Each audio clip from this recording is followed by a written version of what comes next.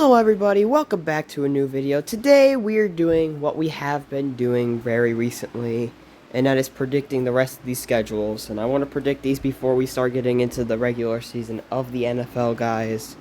And we're not really predicting the schedules, but predicting these teams' records. Right here on the board we have New England Patriots that we're going to be talking about. But before we talk about the New England Patriots, floor, ceiling, and official record is how we do that. First we're going to talk about a few things, guys. If you guys ever hear me sniffling or sound off, I'm sorry. I have got a little bit of a cold over the past few days, so I apologize for that.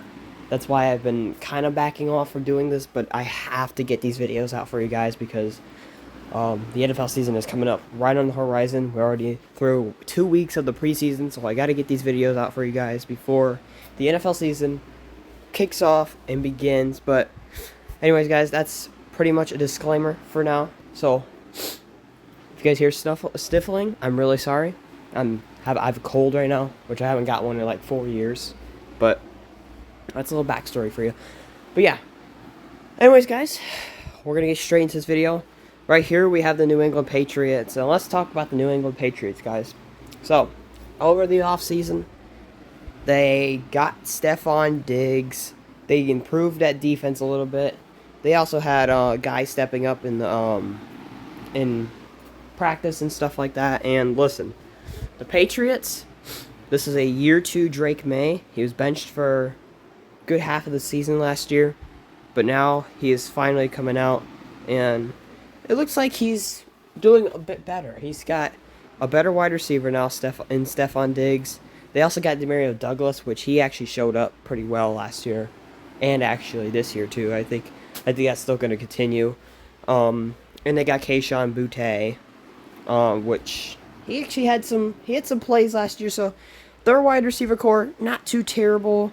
The running back room, Travion Henderson, they drafted him.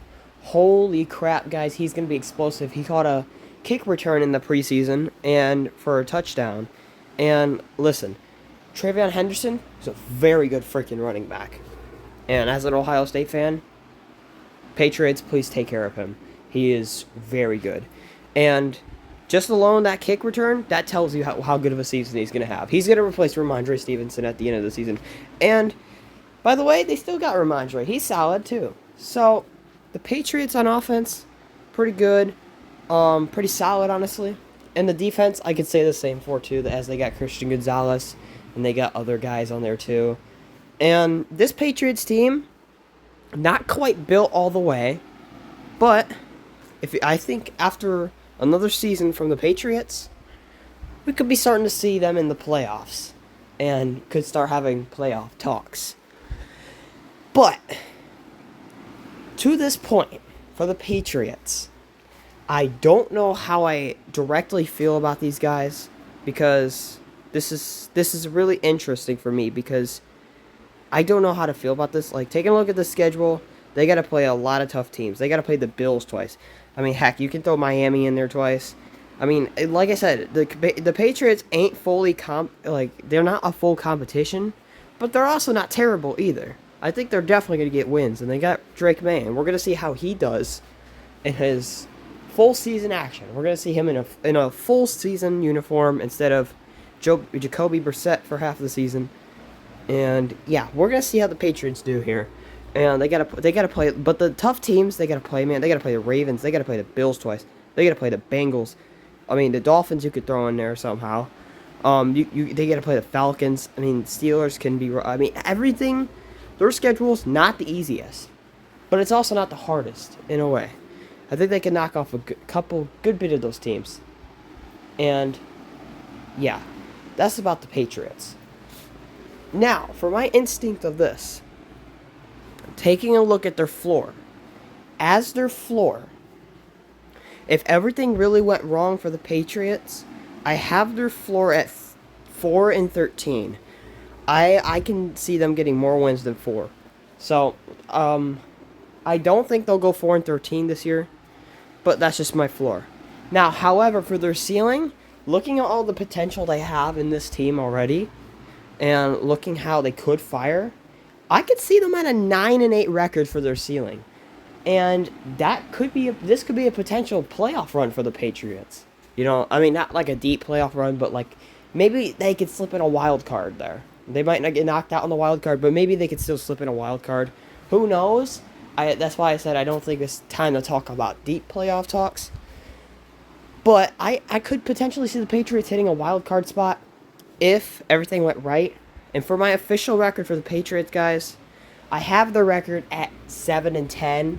Now, that's definitely way better than they did last year. I think they went 4-13 last year. Correct me if I'm wrong. So I got their floor around the same season as last year.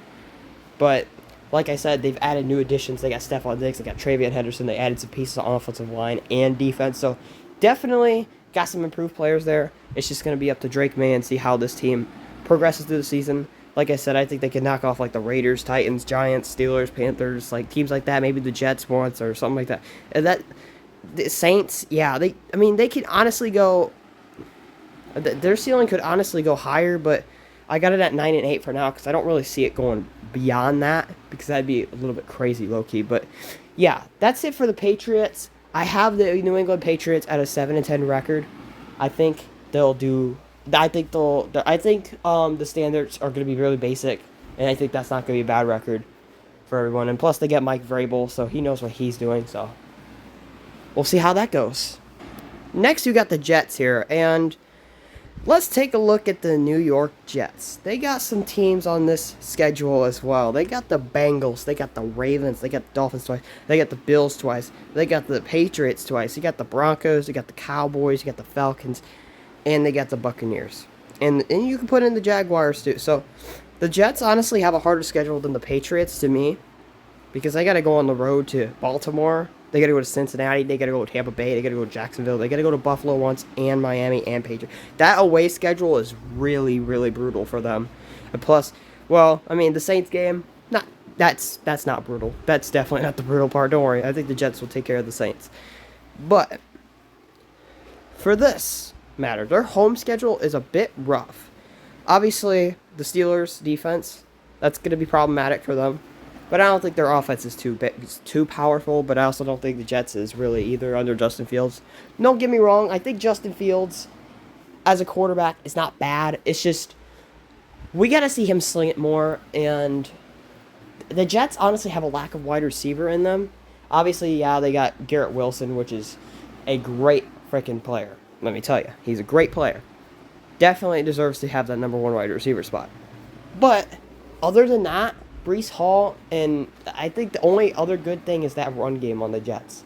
Their defense, I think, is going to take a little bit of a step down, and I don't know about their offensive line either.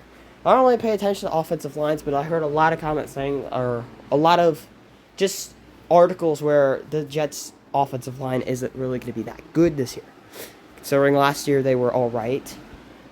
Or, well, they weren't really that good, but then again, they had Aaron Rodgers, which is, he's old as frick, so, you know, he bound to take like 300 sacks. But yeah, guys, the Jets, really honestly a tough schedule for them too. Now, under everything too for these guys, if we really dig deep into this theory of the Jets being really good and really bad, the Jets are such a weird team this year because they're going to have a whole different quarterback. They've done fired coaches in and out and stuff like that. And the Jets are just kind of all over the place right now as they have talent on the team too. So it's really difficult to tell how this Jets team is going to perform, especially how Justin Fields is going to. I don't know how he's going to do as the starter. So that's the thing about the Jets. I have no idea how they're going to perform. That's the thing.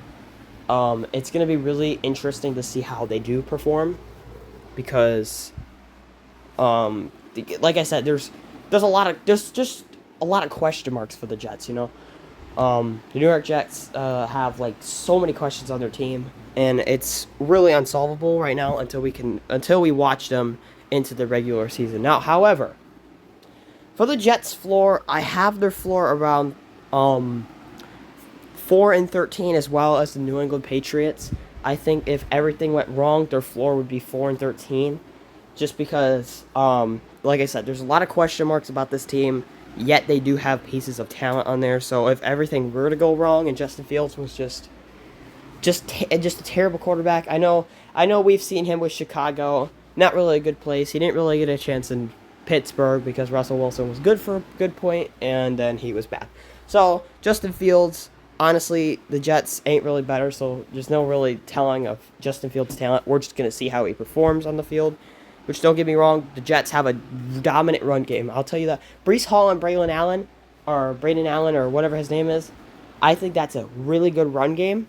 It's just, I just don't know about how Justin Fields is going to get it started. I mean, this is either going to go good or bad. So, therefore, their ceiling for me is going to be also a 9-8 record, because if everything went right, I could also see the Jets potentially slip in a playoff spot, but I'm not believing it.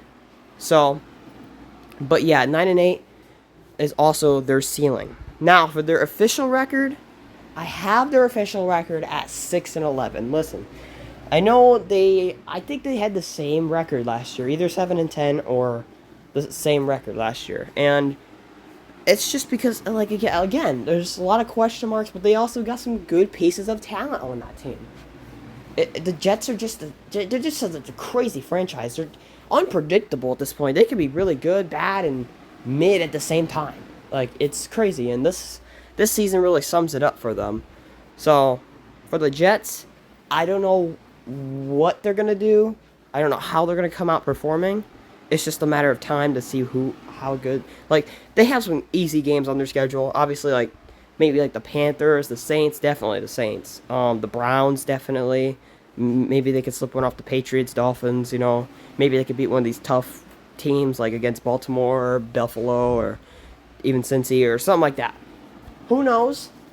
But for the Jets, just too many questions, and everything would have to go right for them for that to happen. But for their official record, I do have them at 6-11, just below the Patriots in their division. Next up, we got the Miami Dolphins schedule and official predictions, obviously. But for the Dolphins, let's take a look at these Miami Dolphins.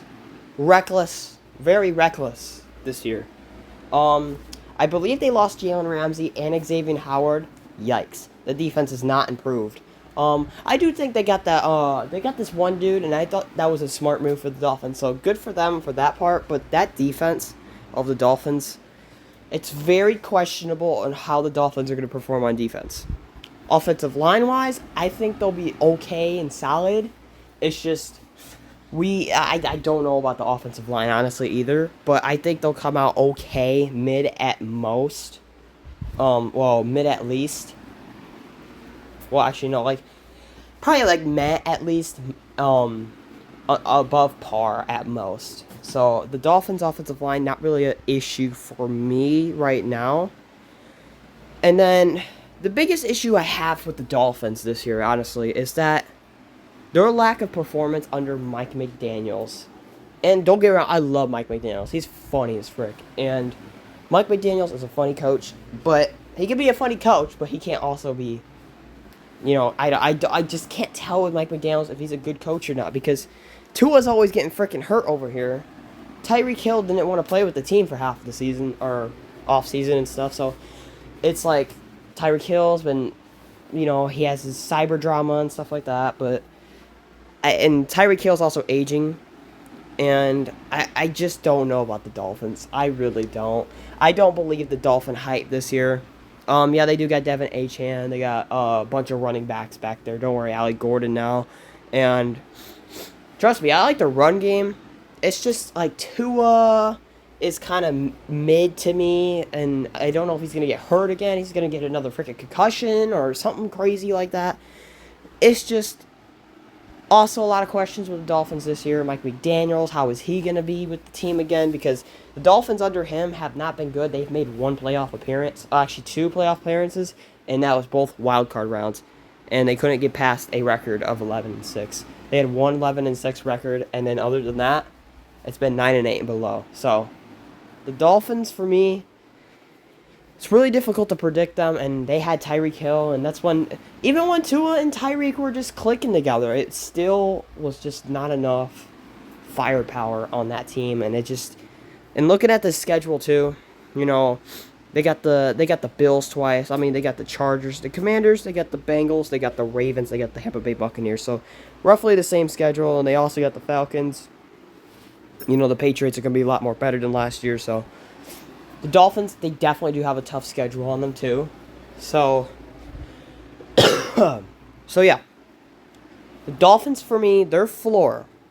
To me, the Dolphins' floor, if everything went wrong, I have their floor at 5-12.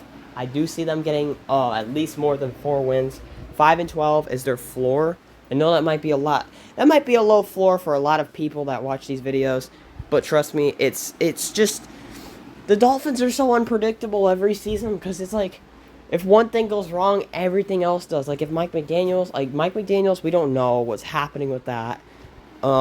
Tua, Tyreek, it's like, I don't know. The Dolphins are such a weird team to me, but their floor is 4-12. However, if everything really did click, and Tyreek Hill, you know, and Tua and Tyreek Hill have that dynamic duo they had 2 years ago, I could see this ceiling being 10-7. Now, correct me if I'm wrong, but I think that year when they did have that dynamic duo, they went 11-6. Now, 10-7 is the bar for me for their ceiling. So we'll see how the Dolphins do with that. Now, for their official record rating, this is gonna shock a lot of people, but honestly, I have the Dolphins coming in last place, or second to last in their division. Hear me out. I got them going. Actually, no, probably last place. Yeah, last place. I have the Dolphins going last place in their division at 6-11. Now, I just think Tyreek Hill is aging. I'm not sure about Mike McDaniels. Tua is okay. I mean, Jalen Waddle is good and that. They got a good run game. But the defense is going to be a lot more worse. And it's too many questions again, like I said. Like, it's too many questions with a lot of these teams. With the Jets and Dolphins. They're both similar in a way. But, yeah, the Dolphins, I just have them at 6-11 as well. With the Jets down there. And yeah, I'm sorry, Tua and Mike McDaniels. I like Mike McDaniels in that, but I don't know if he's really that good of a coach. So that's the question. But yeah, and this schedule is kind of brutal for them too. So yeah, so although, hey, at least I think they'll knock off the Colts in week 1. There's a hint for your guys' predictions, or for the prediction video that'll be coming out soon. And finally, we have the Buffalo Bills, man. We got the Buffalo Bills predictions here. And listen, the Bills, they lost Amari Cooper. Not really a big loss. He didn't really contribute in the offense a lot last year. I mean, he had some plays, but that was it. He had a few catches here and there, but yeah, Amari Cooper's really fallen off. So this is all the Bills right now. They have Dalton Kincaid. They have Khalil Shakir. They went to the championship just to lose to the Chiefs again, man. How many times are they gonna learn? How many times are they not gonna learn? Generally, because like this is like an every year thing. They can't get over the Chiefs. This is the 4th loss they've took to the Chiefs in the past 5 years in the championship game and divisional round combined. 2 in the divisional round, 2 in the championship game. This one being their 2nd in the championship game. And trust me, they've had their chances of things. Oh God, my bad. The camera is freaking out. Holy crap. No, but dude, they've had their chances. They did have their chances.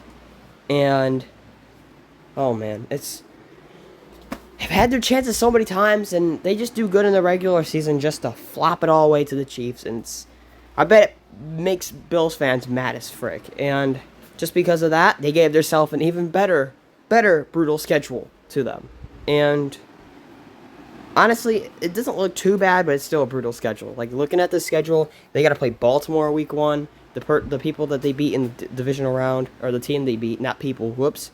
They got to play, I think the Patriots will be more improved, so they got to play them twice, obviously. Maybe even the Dolphins give them some troubles. Maybe the Jets do too. I don't know. The Falcons, they got to play the Chiefs. They got to play the Buccaneers. They got to play the Texans. They got to play the Bengals. They got to play the Eagles too. And they got to play the Steelers, which they could give them problems too. However that goes. But, oh my goodness. The Bills, man. I think the Bills could still make a run in the regular season. But, however, I do have one question about this team, and it's the wide receiver core. Because right now, looking at this wide receiver core, it's just Dalton Kincaid, Khalil Shakir, Serta Samuel, and Joshua Palmer. Don't get me wrong, Joshua Palmer, I think he'll improve in Buffalo. And Serta Samuel, I think, is solid in that. But it's really just going to be all Josh Allen, James Cook, Dalton Kincaid, and Khalil Shakir. I don't really trust Khalil Shakir as a number one. Maybe a really freaking good number two. A very underrated number two. But number one is a lot. And I just don't know. I don't know about this wide receiver core for the Bills still. And yeah, obviously they did really good even with without a really good wide receiver last year. But I feel like their schedule has got a lot more tough and stuff like that. So it's gonna be a little bit different, I think. I think they'll take a little toll down, but for the floor of the Bills, I do have them at 8 and 9 if everything really went wrong. If that wide receiver core didn't click, I could see the Bills potentially. I can't see it all the way, but I could see the Bills going 8 and 9 if everything were to go wrong defensively, offensive line, and wide receiver core wise. However, their ceiling, I have them going their ceiling, I have their ceiling at 12 and 5. I was gonna say 13 and 4, but honestly, I'm gonna say 12 and 5 just because of their wide receiver core. It brings a lot of attention to the wide receiver core because, I mean, there's a lot of teams that can't make it through. I mean, obviously, Josh Allen's freaking amazing in that. So is James Cook in that, but them two can't be always putting in all the work, and the wide receivers are gonna have to. The other two wide receivers they have are going to also have to make really big plays for them to go deep in against one another of these tough teams they have on their schedule. However, their official record, I do have them going 11 and 6 in winning the AFC East for the millionth time in a row. So the Buffalo Bills, I have them going 11 and 6 here. I was going to say 10 and 7 for this year, but I think that would have been too much, but 11 and 6, I think they'll do just fine with them. I just think they won't get as many wins as they usually have been getting in these past years. But yes, guys, that's the end of this video. So if we talk about how all the standings go and how all these predictions went and how my official ratings would go, I would have the Dolphins at 4th place in the division at 6 and 11. I have the Jets in 3rd place at 6 and 11 as well. The Patriots in 2nd place at 7 and 10. And then the Buffalo Bills winning it once again at 11 and 6. Anyways, guys, that is the end of this video. I hope you guys enjoyed it. And make sure you guys like and subscribe. Hopefully I get better with this cold I have, so I sound more better in next videos, future videos for you guys. And make sure, like I said, make sure y'all like and subscribe. If you enjoyed this video, I'd greatly appreciate if you could hit that red button down there that says subscribe. It's free, and you don't gotta do nothing. You just gotta click that button, and you help support me. But yeah, that's the end of this video, guys. Peace out, and we'll see y'all next time. Peace out.